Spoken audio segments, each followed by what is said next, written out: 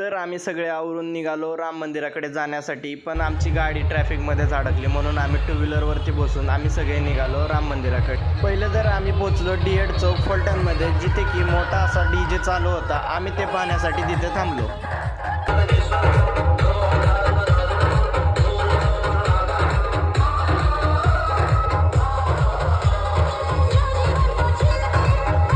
आम्ही गेलो माझ्यावरती. माझ्यावरून खाली गेल्यानंतर सगळे मित्र एकत्र आलो. एकत्र आल्यानंतर आम्ही पोचलो राम मंदिरापाशी.